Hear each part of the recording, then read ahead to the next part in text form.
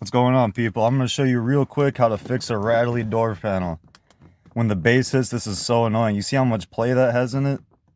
How much that moves? That shouldn't be like that. It's real annoying when this rattles. All I have here to fix it is a little 5-in-1 with a razor attachment on the end. That's about 12 bucks. And this tape right here is about $2.50, so nothing too serious at all.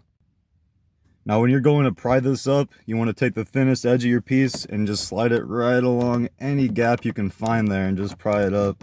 Don't be too rough with it and make sure not to scratch up the surface here. You just want to be down in that seam and you move right along and pry it up. It's kind of hard for me to do with one hand here, but you can see what I'm doing. Just going along, prying it up and creating some separation. I'm going to stop recording and do this with two hands and pop this off and show you guys what to do.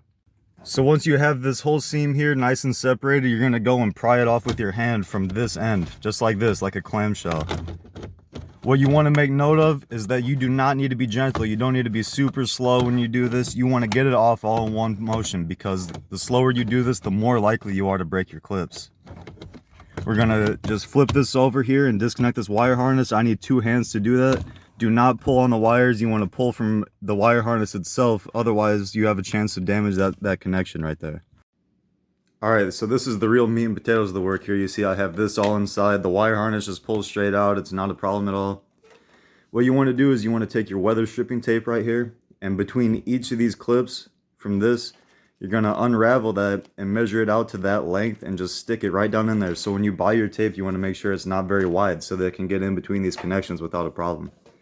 So just to get it to the right length, you're going to unravel your tape so that it's that same length, and you're going to cut it and just stick it in between each and every one of these connections. This is the real part of the work here, but still very, very easy. Alright, and my finished product here, as you can see, little bit of foam tape between each of the connections. That took me about 5 minutes to do, maybe. Not a problem at all, and it's the hardest part of this operation, just to give you an idea how easy this whole thing is.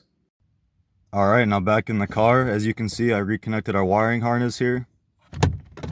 Make sure you don't forget to do that unless you don't want to be able to use your windows. Then you just want to line it up here and then pop it down into place with firm pressure. I'm going to need to use two hands to do this again, but seriously, if you've ever put together Legos or a TV remote that you slide in at one end and then pop down, you'll be able to do this no problem. And it really is just that easy.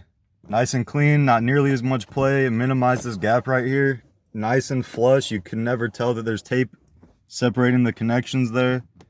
It's pretty much perfect. I can't wait to go for a drive and hear it not rattle. Usually I hold my hand right here to hold it down the entire time. Finally, I can just relax while I'm driving. So yeah, it really is that easy. It's not a problem at all. Even if you've never worked on your car before, you'll be able to do this.